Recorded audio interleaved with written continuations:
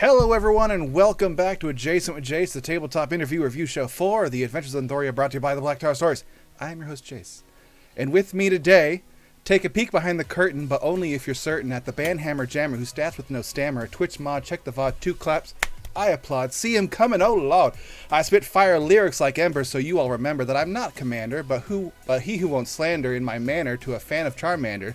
See, I'm not a dictator. I'm sure we'll talk later. Here's a standing ovation as I start to berate him for a Twitch mod crater.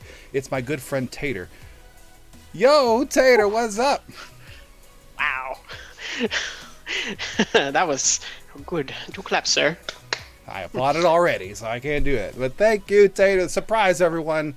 The moderator, Tator, is here to not do things. But, yeah. Welcome. My hacking skills are not as good as the other mods. I was not able to jack this dream from you. So. Oh, Momo just got my password. It was Jace is great. 69420. Shit. Classic. Anyway, thank you everyone for coming in and showing up for the chat. Thank you, Spars. You showed up before it started. That's great. Sometimes our DM doesn't even get here on time, and I'm glad you put forth the effort. Maybe our players can learn from you.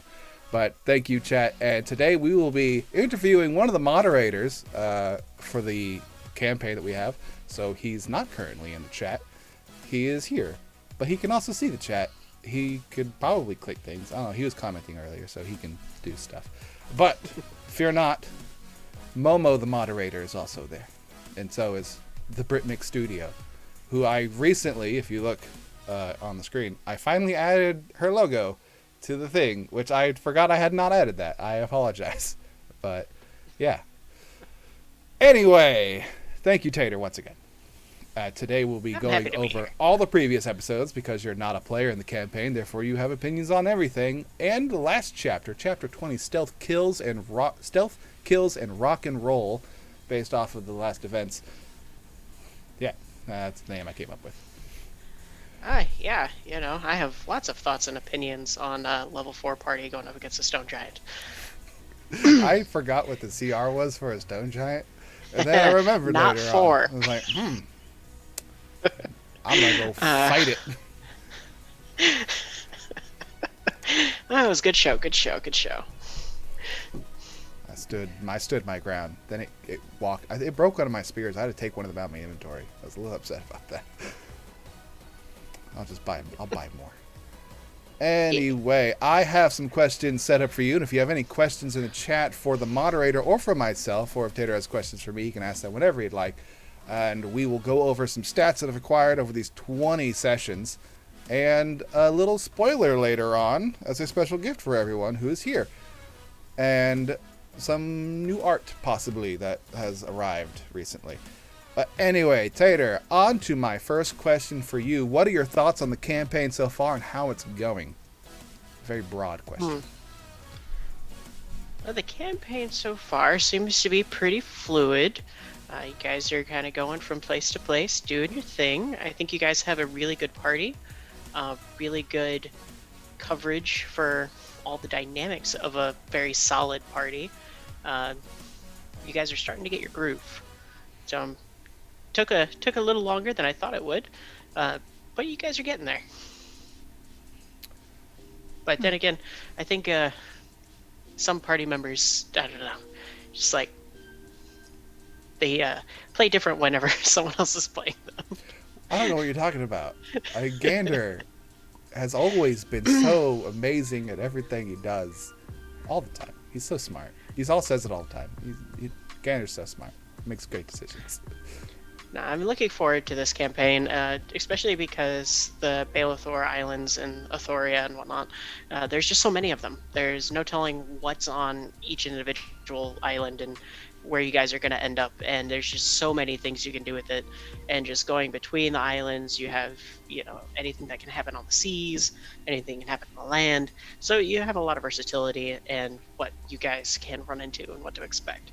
So it's a very wide open world, and I'm happy to view it. I have a fake question for you. How many elven ruins do you think are under all the islands? Well, there's at least one elven ruin under each island. Some islands may have 2 or 3. An elven ruin. So I'm guessing the total is going to be 234 in just the islands. Good guess. That's just islands. That's not mainlands. That's just islands. Oh, we can't include mainlands. There's way too many in there. Okay, we have a question from the chat. This is a fake question. It says, "What's Tator's precious?" And I think that was from Spars, so I don't know. He said that's not a real question. Real question for you, though. What aspect of a character's backstory are you most looking forward to exploring? Gorbex was one I was very happy to explore a little bit. No spoilers for that coming up soon. But I definitely want to explore Volred's backstory. I want to know what happened, why you got your whole skin covered, including your ears. Like, I want to know everything about this man. Who'd you piss off? Yeah. What if he just got unlucky and sat on like a cursed arrow and it stabbed him and he didn't? I want to know where that arrow came from. I want to know which deity got pissed off and just said, "Here, sit on this." Luck was not on his side. We have more questions in. Question for you as well. What is your favorite moment so far out of the 20 sessions that have gone on? My favorite moment so far, Gorbeck trying to jump off a mountain and almost getting to do it. Just the look in his eyes. He's like, I'm gonna do it. This is it. I'm a huge fan of unbridled chaos. Like, if you want to do something with your character, do it. Like, if it's what your character do, I'm happy for it. You know, there may be consequences. Be ready for your character to die and start playing a new character. I'm okay with that. I want to see it happen. Live in the moment. Jump off that cliff. I'm the same way, but I have to play with him, so I'd prefer him not kill himself every session he gets the opportunity.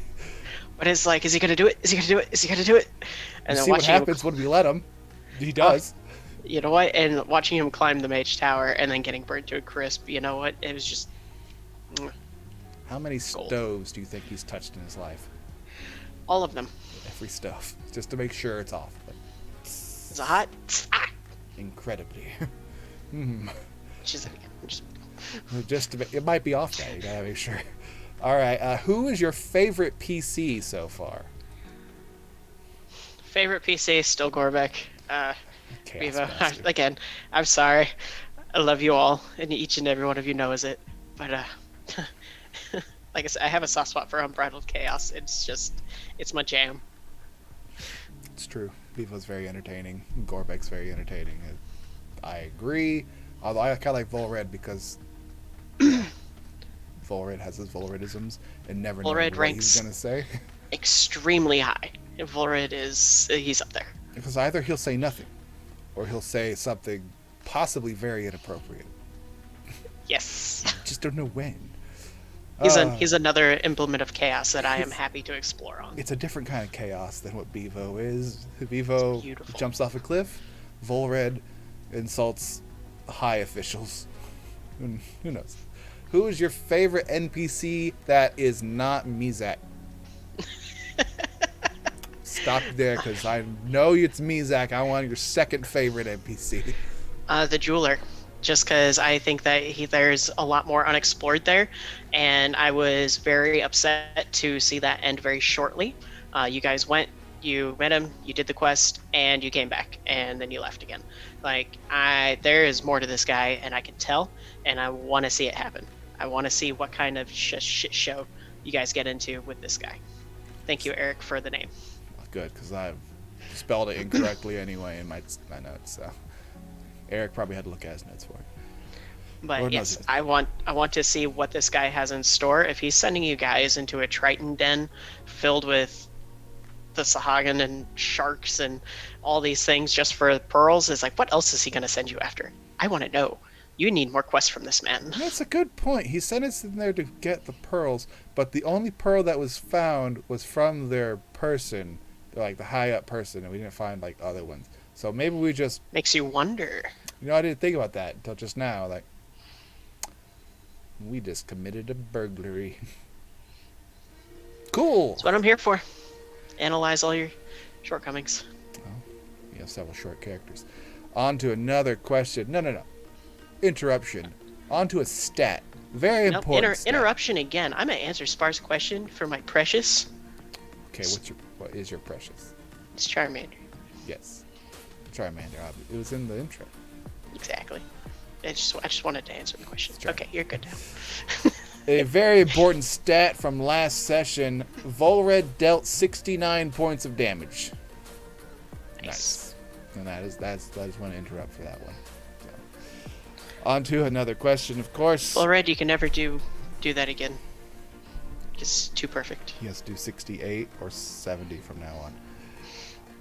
What is your favorite D&D class and play style? Paladin. I'm all about the himbo characters. More specifically, my favorite my favorite play style in Dungeons and Dragons 5e is the Witch Knight, the Paladin Warlock multi-class. But before that, it was the monk. Dope monk shit. You want to jump off a cliff? Okay. You want to run up a mountain? Okay. Walk on water? Sure. Hit 5 things in one round? You could do it. So, between the himbos and the monks. Be himbo monk. The himbo monk. Strong. Or as we just call him, Arthur. The drunk. Oh, he's just drunk now. Darrow is best. Darrow is best. Oh, okay. On to another question. Who is your second favorite moderator besides yourself, and why is it me? This came from Momo. Brit Mix Studio. Sorry, Momo. She's prettier. Got a fair point there. Definitely prettier. One's an otter, and the other one has opposable thumbs. Definitely a plus. On to another stat I have curated for you. The life of the mod can be very treacherous. Do you fight with any other moderators? Usually Momo. Like I went right into that last one. Yeah, and me and Momo, we're really good friends in real life, and as such, we have very creative differences and very different opinions on how things should go, and very worded opinions on, just the differences in what to do with this and that. But he is also a Twitch streamer and knows a lot more than I do, so I always take his word and his opinions very highly. But me and him definitely have the most words back and forth. Angry, hateful words. No thumbs, but boy, can he type. Just slams his hand like this works. On to another question. This one coming in from DM Eric. Favorite character you've played in one of Eric's campaigns? Well, in one of Eric's campaigns, definitely my first monk. It was my very first character ever. His name was Briar Thorn. Got it from a book. Don't remember the title. But I would go around but monks were squishy in 3.5, so I hid behind you and KS'd you. That was the only way I could get experience. Well, everyone KS'd me, so it wasn't just you. It was also the druids and the rangers and the barbarian. It was good. It was good to learn a monk and all the different abilities, and it got me into D&D. So, congrats, Eric. You got me into this. Now you get me out. There's no escape. Speaking of old D&D and new D&D, you DM as well. You have recently finished a somewhat long-running play-by-post campaign of Pokemon 5e. What would you say, what are the major differences between regular Dungeons & Dragons and Pokemon Dungeons & Dragons, aside from Pokemon being the thing? It's a very different system, and it unfortunately got DCMA'd. And is no longer available. But it was fun to play while it lasted. Cough, cough. The big difference in that is like all the Pokemon are basically just spellcasters. You just have an army of spellcasters, and each player has an army of spellcasters. There's rules to try and change it, but I mean, your encounter building is just way different. But that's any game that's still based in a Dungeons and Dragons style setting, just a D20 system. Every game is going to have its own builds, its own encounter builders, and just trying to balance it. But basically trying to balance for 6 players, each with 6 Pokemon, and you're going up against one big bad. So it had a lot of challenges. Against one, yeah, I can see how that's the issue. Yeah, especially whenever they start sending out more than one at a time, which there's rules it's supposed to be against it, but I mean, when you're going up against a crime boss, why wouldn't you? Exactly. I pulled out my gun and I shot the guy, and ta-da! But the play-by-post, as compared to an in-person game, is also a lot differently. The pacing moves differently. You have to know when to move the game along, as compared to when you're just kind of waiting on a roll and when to just bypass it. But yeah, so it's a very different. What is your favorite kind of encounter? Would you like one? This isn't necessarily Pokemon 5e, but one big monster that's got a lot of cool abilities, or several like medium-sized ones, like some wizards and some fighters and stuff. Both. I think every big monster needs to have minions. I think that is something that D&D 5e doesn't play on as much as it should. It definitely something that 4th Ed had over 5th Ed, and that comes from actually a lot of DMs on the internet, and it's something I truly believe in. Every big, bad, evil guy needs to have minions, and you need to have versatile minions, not just, oh, you have a big goblin king, here's a bunch of goblins. And I'm, looking at you, Eric, for this hopefully upcoming battle, which I'm really excited about. But it's like, some of them need to be swords, some of them need to be mages, some of them need to be in between. We killed all their minions. Damn it. That's what you do. You take out the minions first. Like, call for backup. There is no backup. We already took care of them. Plan ahead. I like the giant boss that can do a whole bunch of shit that obviously draws the attention away towards the party. Like, oh no. And like, oh, these are just fodder when you throw in the minions, but then the minions are actually just also very difficult. Like, shit. You got the big... Right, you got the boss that's gonna do, it's like, oh my god, he's teleporting around, he's throwing spells, he's hitting for a crap ton of damage, but all these minions are in the way, and that's the point of them. He's doing all these, like, cone of colds and lightning bolts, and these guys are immune or resistant to those damages. What? Yeah, who would have thought that the minions would be used to not getting hit by these things? Or they're just all spellcasters and counterspelling everything the party does to piss off the spellcasters on the party. All I'm saying is, need more elves to get, no sleep. Immune to sleep. Be immune to sleep. Undead and constructs and elementals and elves. I went to the Underdark briefly. I mean, there's drow. Aren't they immune to sleep too? Still elf. Yeah, there you go. And also, according to the chat, don't monologue. Or if you do monologue, have initiative rolled already, and then you can monologue all you want during your turn. Yep. Yep, Arthur, as played by Ari, has been one of my best players to teach me how to DM. Put it that way.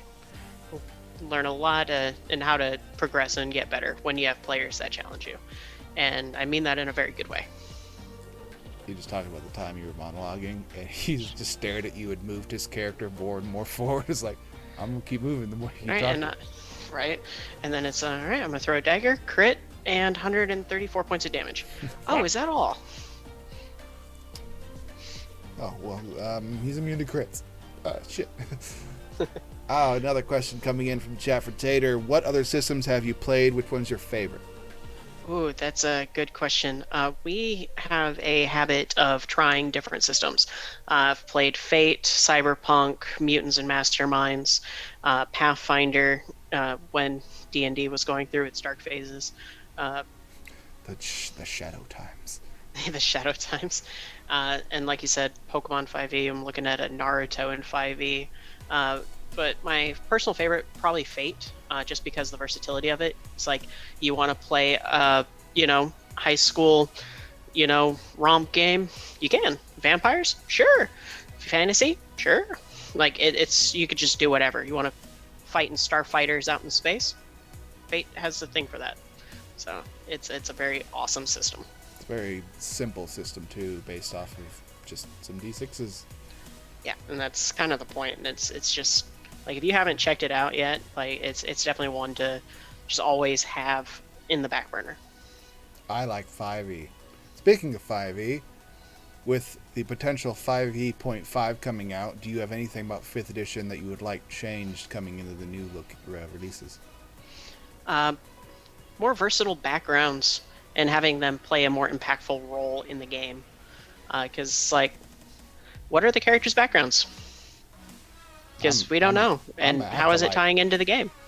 Like, that makes sense. That fits us all to a T. But it's like, what is Gorbek? Entertainer, probably, maybe? No idea. It's never come up. Calum, maybe he's an entertainer. That's why he has a musical instrument. I think he has an entertainer back. But I'm like, it plays such a minor thing to the game, other than what your starting gold is. And it's like, you're just gonna. Most of the time, I have players or new players that look at it and it's like, oh, I'm just gonna pick the one that gives me the most gold. Oh, this one gives me 20. Okay, I'm gonna pick that. This one gives me Thieves' Can and Thieves' Tools. Oh, those are really good things. I'm gonna pick those. Yeah, it's like, well, what about you being, a clan crafter? Well, what clan? What are you crafting? Oh no, I just picked it for the tools and the gold. So that's something I would like to see implemented a little better in 5.5. Seeing the backgrounds definitely come more into light. I I personally feel like that is a problem mostly with players and not so much as a rule system, because they're there because most people don't even read their background because they don't do it. They do it for the mechanical advantage of it, but that's because they don't. It's a DM idea. It's like, oh, you pick the urchin background or you pick the criminal background, yeah, because they give you these certain things. Like, okay, well, you're wanted in all these cities now. It's like, what? It's your background, dude. You you don't want that? Oh, you shouldn't have picked criminal. You were a traveling salesman and you sold snake water, and now a lot of people hate you. But it would be something I'd like to see, because they don't mention it or gloss really over it in any of the campaign guides or any of the the campaign books. Like if you're playing in Ravenloft and you're a criminal, it's like, where does that come in? Like, you probably fit in well, but like, what does it do to affect this world? And I would like to like almost have like a DM section for, hey, here's how these backgrounds can affect this, and just going into more detail on it. Honestly, I have not read the entire DM's guide. It's a book. I'm not reading a book.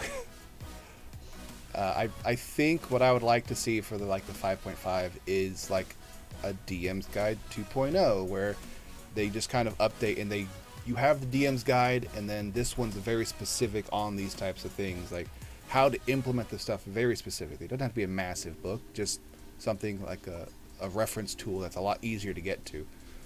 That would be wonderful. Yeah. I can agree with that wholeheartedly. On to a special spoiler, potentially, as if you all have joined in, you all might have realized that there was that small Gorbek's Lost Days that has been recorded already, and I have not edited completely, as I was busy yesterday. But this is a special spoiler for some of you who have not seen this already, and I will let it play right now.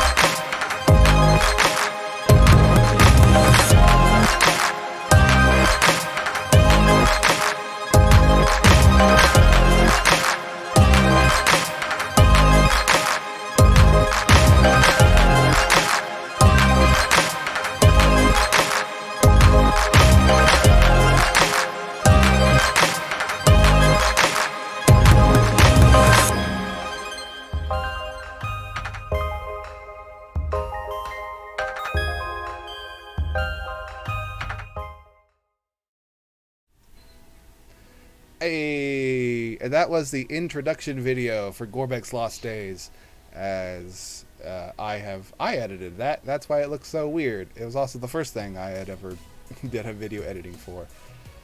Oh, Rabs says, I just came. Okay.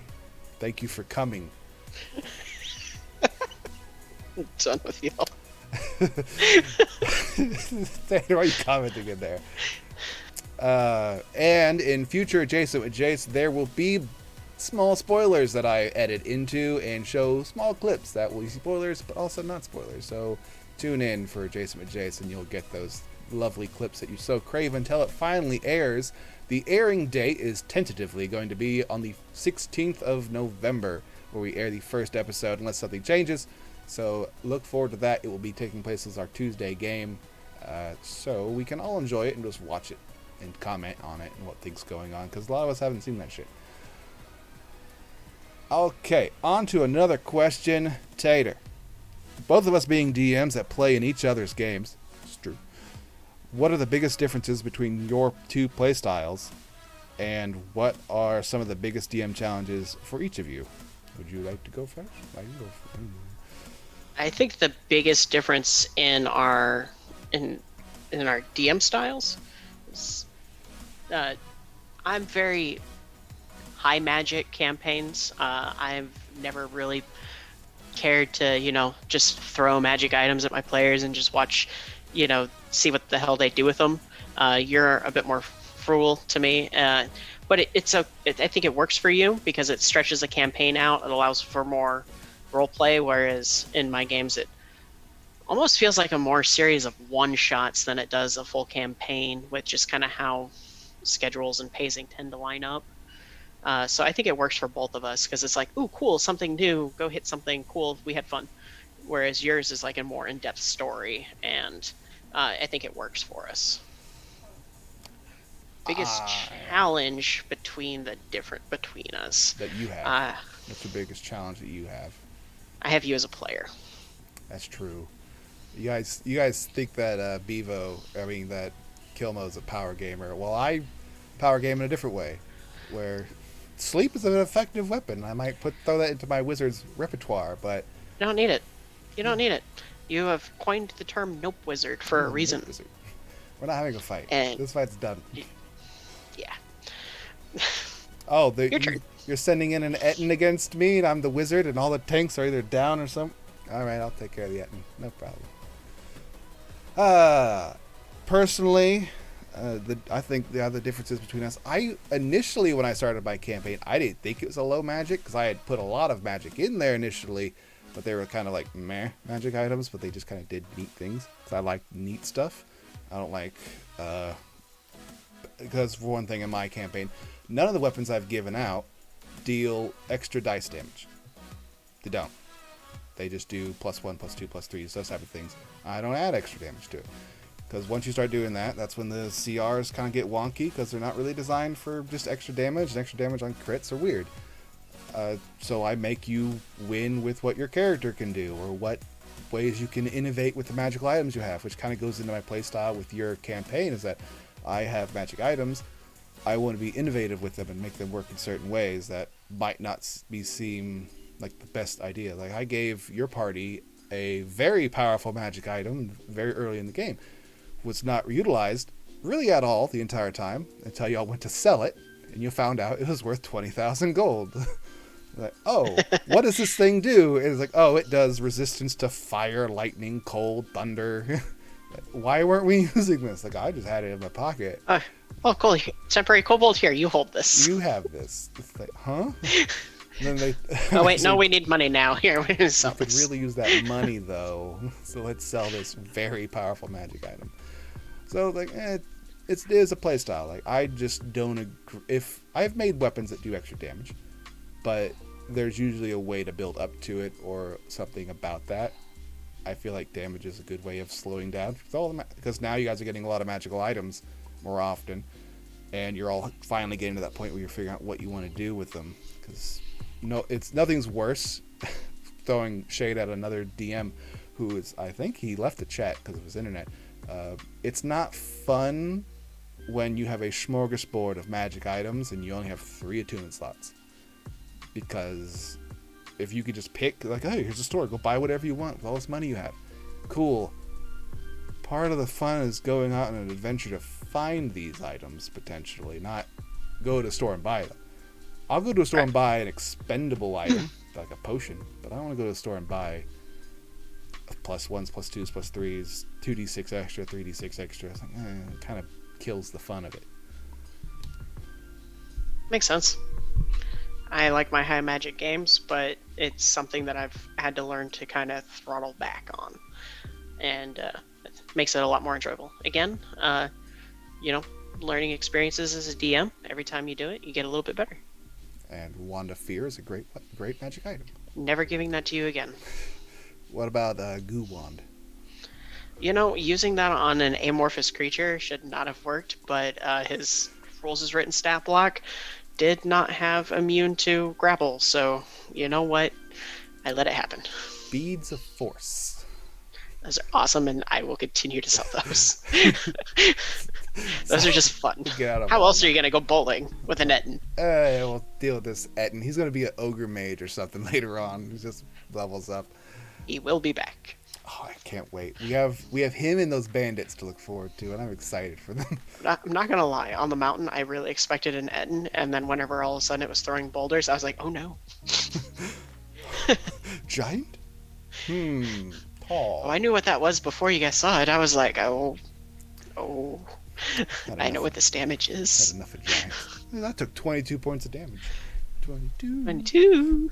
Except it came from Eric, so we're not supposed to say. Yeah, that's why we didn't enjoy it. Even lovely Arthur stopped the Eric from getting a 22. Which brings us to another stat. The DM dealt 22 points of damage to me. Yay. Also, Volred and Izal are tied with 15 kills apiece now. Because I jumped up. I had 4 kills last session. I'm like, oh, that's odd for me. I don't normally kill a lot of things. Okay. Also, as this is our 20th episode of Adjacent with Jace, as well as Adventures in Athoria, we have dealt over 80 hours of content for the campaign. So that's a lot for anyone to go back through and watch. We have dealt 20 hours of Adjacent with Jace content, but ironically, 21 intros that are all different.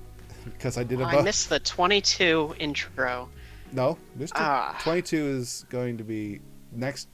The 22nd intro I've done will be next one, but it will not be on the 22nd episode. It'll be on the 21st. So it's a different one. Yes, Arthur, let me check the stat real quick. I do believe you have lost first place. You have 14 kills. Need to pump up those numbers. So we need some more dope monk shit. Also, for the Adjacent with Jace stats, the DM is 22 points ahead of Izal on damage. And by a single boulder. He's just a boulder's throw away. That boulder is the difference between us being tied. So, one character single-handedly just taking damage. Okay, I think it said the biggest challenge for me. It's hard to take because combat balance is still difficult, even though I don't throw a lot of damage-building weapons. It's because there are 8 players, which is hard to balance. I think the trick with a party size that we have, just, even on stream and then in person, is like you don't have to really look at CRs. It's like you look at abilities first, because a CR2 with a really good ability can still be just as deadly as a CR8. Yeah, which I have some encounters that I've done that are really, really difficult and are hard to win, and they're not technically difficult encounters. It's just how they're built. And I have some that are, this was a waste of time. But some people just, you get into a fight. Like, there are plenty of fights y'all get into that you're absolutely guaranteed to win, but y'all went and did something that was just stupid, and you started a fight. But there's other times I regret nothing. The other times you guys go into a situation, and because of the tactics of the wizard or something, it's a very hard fight for you all, and it's just a pain in the ass. I like those, but they're hard to do. You got to balance them, because you want them. First of all, rule of DMing: if the CR says it's a deadly or extremely deadly encounter, bump it up. It's just bump it up, because it's not going to be enough. No matter what you think, it's never going to be enough. You can always scale back and it not be as noticeable, but you scaling it up in the middle of combat's a little harder to hide. You can't just like, that 16 points of damage goes to 32 real quick, but I didn't crit? Suddenly, like, the guy starts getting more abilities that he didn't use. Like, he's using legendary now he can teleport. Now. And it's like, oh, well, after a certain damage thresholds, he has different strategies. Like, his only strategy after a certain threshold should be leave or fireball everybody. Those should be about it. Which, bad guys are smart and they can leave, which is another strategy that my party has had to deal with several times. On to another question I have set aside for you, my lovely Tator, as I go back to my questions over here. Who is your favorite DM? Me. Good point. Good point. Not the answer I was looking for. Who's your favorite DM that is not yourself and you have played a game with? That way you can't say like Matt Mercer. I should just be a total asshole to you guys and just say my wife. I mean, you can say it if it's true, but this is a safe space. Long campaign wise, she's in the middle of her first game, so and it's going very well. I'm happy for that. But long term wise, probably you. Yeah, Finally, someone said put it, me. I'll put that out there. I enjoy the way you DM. I have sing your praises to many a people. I just enjoy your play style and how you DM. I enjoy your magic items and your thought into them. And that you are always prepared for a nat 20, even though critical success does not exist on skill checks. You guys started a thing that Tiamat's coming. That's all on you guys. I'm so proud of you, stupid people. Note, do not resurrect your Paladin of Bahamut with a Dagger of Tiamat. Well, it's not really your choice when you're dead, so... Don't have the only thing of value on your person be that. On to another lovely piece of work that our Britmix Studios has put together for us. As I pull this up now, as it hopefully loads. There it is. This one has taken apparently several weeks, and I can understand why, and I really enjoy this. And thank you, Britmix Studios, for this one. We have the entire gang of S&M here, with different expressions, except for Volred. EBA S&M. Except for Volred. That's the same expression Volred always has. So look at that. Oh, man. I feel like Volred's just emoting so much though in this picture. He's just way too happy. Like you gotta dial back that expression a little bit. I feel he could be like heavily breathing under that mask because he's out of shape. Like, that's not show emotion. He's got like a mouthpiece of silence, so you don't have to hear him pant. There's a lot going on in this picture. Like, for one, are they running from something or to something? And the expressions don't tell you what. Because it looks like he's all skipping, which means he's happy about something. Gander looks like it's like, oh no, like you're running away, but Gander has that expression when he runs towards something too. So it's like you can't be sure. Running, that's the issue. Like, oh, I don't like moving too quickly. I really feel like he dropped his cannon, and they're running from the cannon exploding behind them again. Yay! And he's like, no, and everyone else is just like, ha. You know, that might be it. That's very good. That could be a canon answer as well, because Izal's just happy that something's possibly going to blow up. Caleb's got a smug look almost about, this is something that we can learn from. Gorbek is happy to be alive. I don't know. Maybe something blew up that he wasn't expecting. Volredding. And Arthur looks like he's going to either have a stern talk with Gander or punch him in the face. Possibly both. I enjoy just the level of detail, like the small things added. Caleb's book, Arthur's necklace, and the movement, Gander's Tinker's tools, and even Gorbek's horn, which doesn't come up enough. And so, yeah, it was a very good picture. I like the smirk that Izal has. That's my favorite part.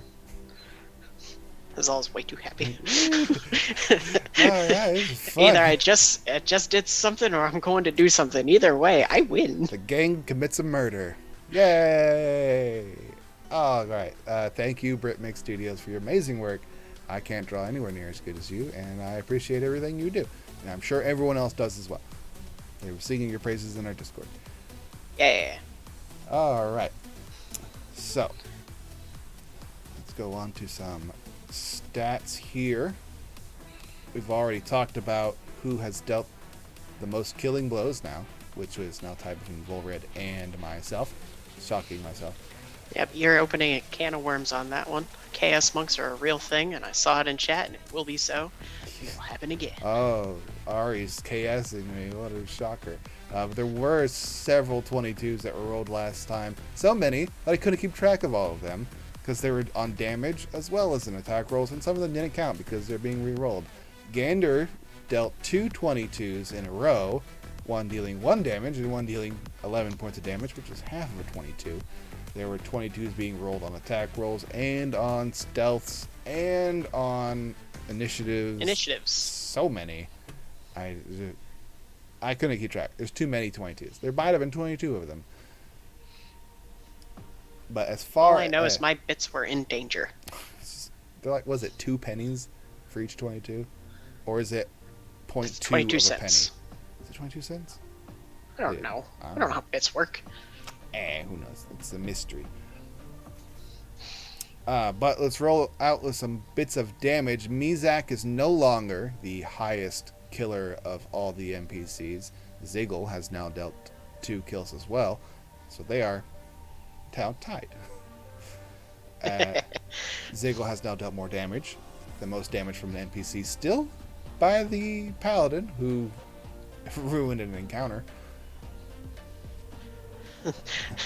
Let the DM just play his own paladin. How do you Sure. want to do? And he killed like a main character again today with an NPC, because Ziggle got the kill off of the hobgoblin captain person. Yeah, good shot.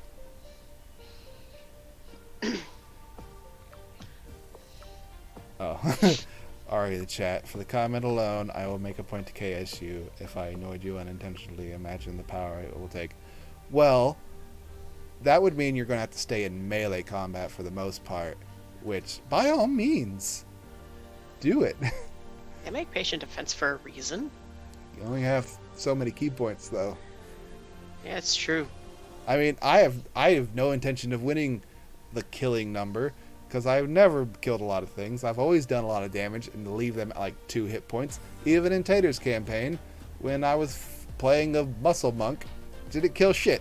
Unless I one-shotted them in one turn. Then I'd kill him. Everything else didn't kill him.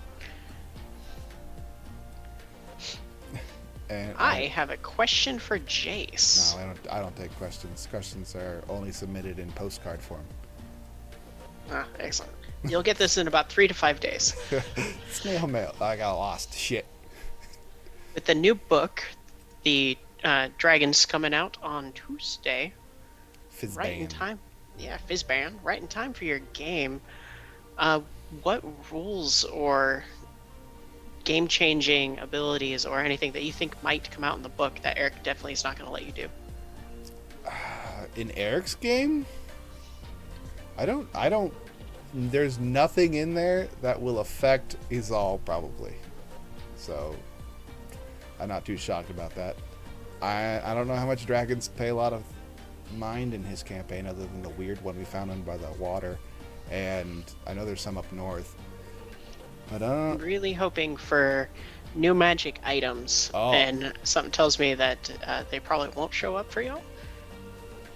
Or a new I don't think there's going to be a whole lot of... There's some subclasses. There's a ranger subclass. I think there's a... Oh, yes. There's a warlock. The warlock's getting a patron for a dragon patron, if I recall correctly. I could be wrong, but there's a couple of them that are getting... But are you excited? That is my question. Yes. Are you excited? I'm excited, mostly because my campaign has a lot of dragon stuff in it now, and an entire city of dragonborn, so I can't wait to just see what I could do to just implement a bunch of dragons and dragon riders and weird and shit. That's exciting. Also, there's going to be stats for like Tiamat and Bahamut in there, which that's going to come in real handy for me. My personal favorite spoiler that came out for the book is Ghost Dragon. I have been waiting for a Ghost Dragon. I am excited for a Ghost Dragon, and it's the first time we've had one since 3.5, so I am very excited for a Ghost Dragon. There's an Emerald Dragon or something. There's like the Fey Touch Dragons and stuff. All kinds of stuff coming out in there. And I'm excited for it. So right in time for our next Tuesday game, a new book on D&D Beyond. Mm-hmm. None of it will happen. We're not getting any magic items from there. Eric and Ari are going at it because Ari can't hit anything with his quarterstaff. Which is odd. I mean... I had a muscly monk that couldn't hit anything with his right hand. Old lefty.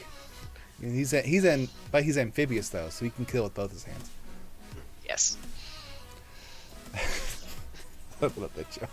Yeah, the Sundial Watch is a classic. Intelligence 4. It seemed like a 4. It was actually an 8, but I might as well have been a 4. As dumb as the rocks he hits. Standard array, not point by, huh? Well, let me. If I rolled, I think I did. Yeah, I did roll. His intelligence was an 8. Anyway, let's go off for some stats on damage-wise output. I will go from the bottom to the top of what the order is. Calum at 59 points of damage. Gorbeck with 89. Maybe more, maybe less. He might have died the second he hit the ground. Coming in bottom third, Gander hits 200 points with this last session. Followed up by Arthur with 306, 106 points higher than Gander. Volred with 507, nearly 200 more points than Arthur. He's all with 630, and the DM has 652. So I'm not too worried about kills. I'm more worried about me and the DM staying even. That way, no one else gets hurt. That's important. Tell the DM to bump up those numbers because you should be averaging the party. But I don't know. Some of those dealing an entire Kalums of damage in one shot those were rough to watch. Taylor's just terrible. Question for both of us: would you rather have all the loot beat Electrum forever, or never roll a 22? I would never roll a 22. I would rather that than deal with Electrum in that garbage form of currency. I like Electrum just to give to players because they don't like it. Specifically you, Momo, and Momo's fine with it. I'm the one who hates it. And it's great. It's a stupid form. But yeah, I would like to roll my 22s.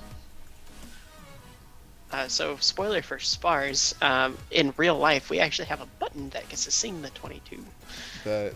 For a bit of insight, it is from Taylor Swift's 20. I don't know about you, I'm feeling 22. So that's where it first came from.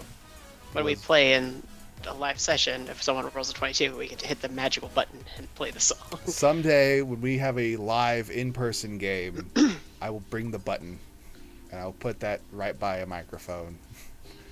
And there will be a mad clatter for whoever gets to press it. Yeah. But the general rule is the DM does not get 22s. We don't celebrate 22s from the DM. But 22s count on skill checks, saving throws, anytime a d20 is rolled, or damage, or percentile roll. It just matters whenever. Question for Tator. What's your favorite subclass that the party currently has? Oh. Probably the Way of the Mercy Monk. It first off is like the highest rated monk, and seeing it in play for the first time is wonderful. There's some abilities that Arthur hasn't used yet that I can't wait for him to use, and just the whole idea of it. It's like, sure, you think Way of Mercy, and you think, oh, it's going to be a pacifist. No, it's the mercy killing. Mercy killing.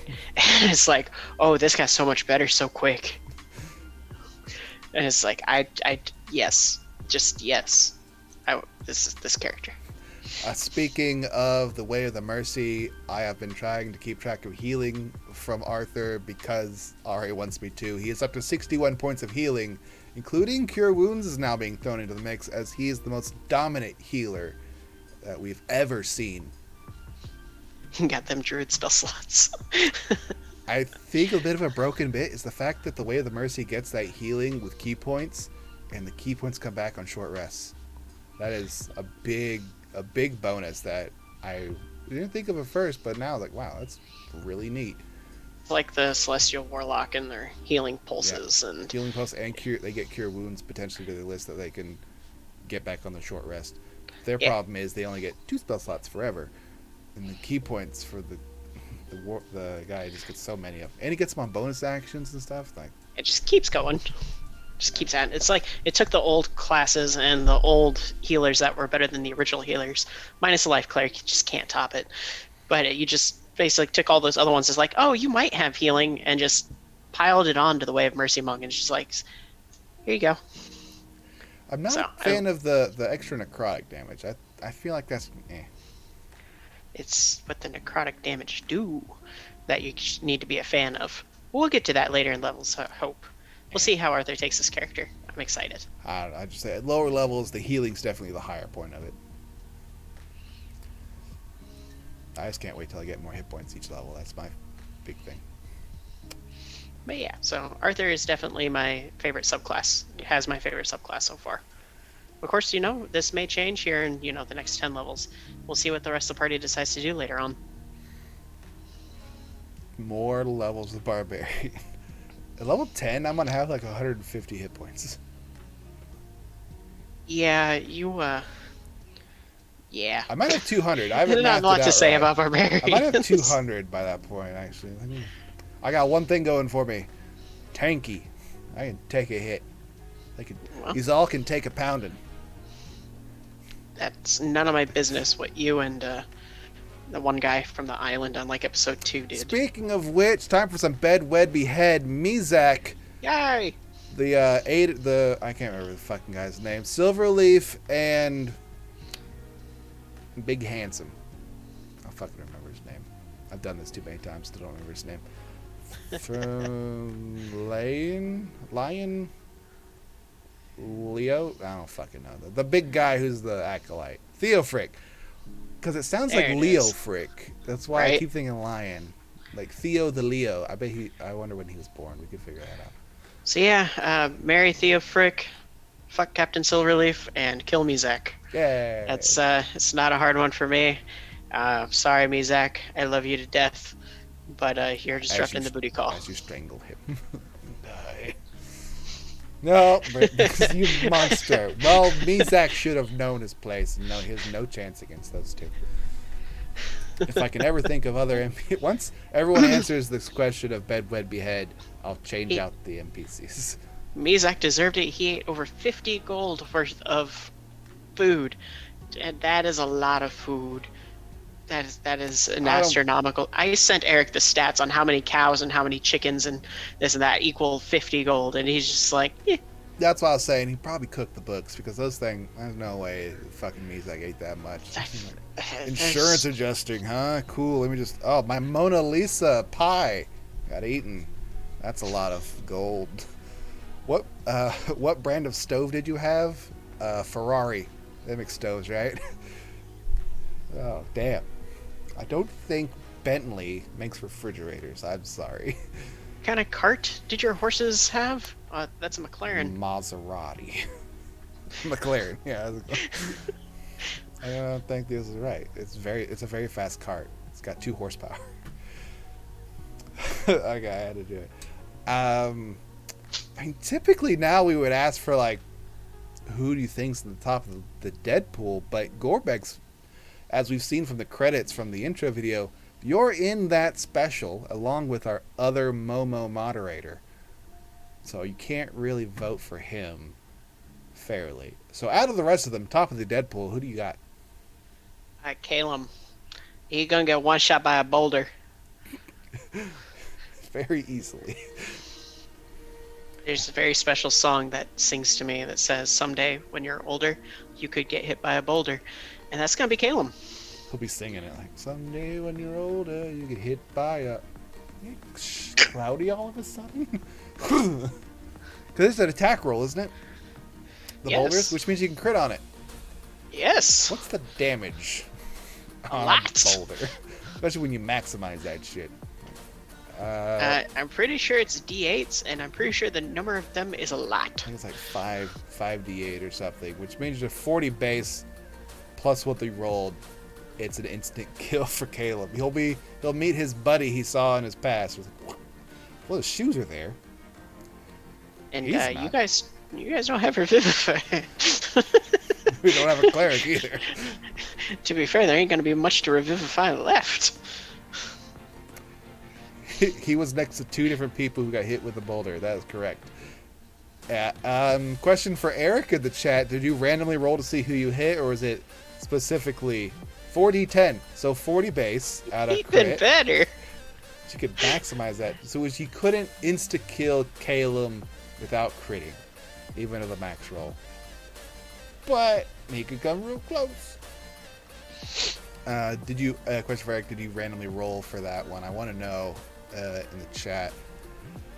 Or did you purposely hit these all because of all those hit points, and then Volred just...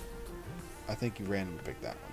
Or because Well, Volred- while Eric's typing in chat, can you go ahead and give me a D percentile roll? Oh, roll dice. That's not my... he rolled a d6 to figure it out. Alright. And I don't have roll 20 up. Dear God. And I What is definitely don't wrong have with you? dice with me. You know, D&D Beyond is a magical thing, as I now rolled this D percentile for you. We're No. at 76. Oh. What a good roll. was hoping for a 22, but you know what? What if I roll? It I never get a roll. I want to roll it. I'm pulling this up. I will kill for time. 76. Tater cheered. Wow. Oh my, so just alarming. Dang it, Tater, I was about to make you... Oh. Brit Mix is going to make you roll it. Okay. I'm still pulling up 20, by the way, because I want to see what I would roll, because I never get to roll these things. The last two guests would have succeeded on their divine interventions. You know, and that's absolutely crazy, because I have never been able to roll, like, anything other than the mid-tier on a D percentile. I played a cleric, and once I got divine intervention, I was using that shit every day, and I worked once in a boss fight, and another time in a boss fight. That was it. Never worked. I have been waiting for a new D percentile roll because Britmix Studio has the coolest D&D item of all time, and it is a ring that is a D percentile that she can spin on her finger and tell her the results, and it is so cool. I rolled a 44.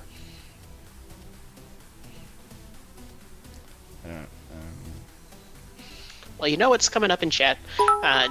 Tater cheered 44. Ooh, thanks, Tater. Yay. Man, love that That's guy. double 22. Achoo. I'm too good. I doubled the 22s. In 76, like 1976, 1776, Columbus failed the ocean blue. Not that's wrong. But thank you, Tater, for showing. It is now roughly 9 o'clock. This comes to the end of the final episode before the show's canceled, I'm sure, for Pokemon 5e mentioning. Did we get canceled for that, or is it just... No, as long as you took everything down and you're not allowed to share anything, you're good. It seems like it was an email that was sent out.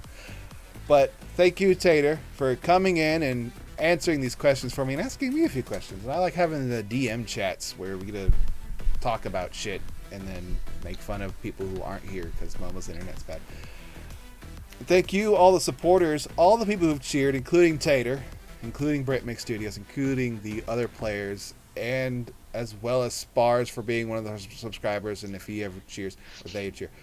And thank you, all the subscribers out there who have subscribed to the show. You don't have to. We don't ask you to subscribe. We don't ask you to cheer or donate anything. We just like that you come out. Maybe you just don't like watching commercials, and we appreciate that. But now it's 9 o'clock, and I don't want to take all your time. Critical Role starting back up, so it's about time you go over there and watch that stuff. I wonder if we can raid their chat. Are they blocked? I don't know how to raid. We'll figure it out next time. I don't know, that's a Momo question. Hey, where's the ad again? Oh, internet. Oh, Someone get a fish or a clam. Someone get 2 empty halves of coconuts and bacon. That's how you get horse sounds. Anyway, thank you all for coming. Join us next Tuesday as we talk with nothing, as I'm tripping over my words. Anyway, yes. The episode is now live on our YouTube, as there was issues last night with Twitch and I couldn't download it and upload it, but the previous episode, episode 20, is on YouTube now. This episode will be showing up on our YouTube on Saturday, roughly 12 o'clock, and join us for next week for Jason and Jace. It's going to be a little spooky coming up, as Halloween's right around the corner, and who knows what people might do to be stupid on the stream. But thank you, Tater. Thank you, chat. Thank you, moderators. And thank you, moderator Tater, specifically. This is Jace and Tater, and I hope you all have a great night, and we'll see you next Tuesday. Good night, everyone. Enjoy your weekends. Walking hand in hand on the ocean floor, down deep we wander. Louder we sing, no there is no cure.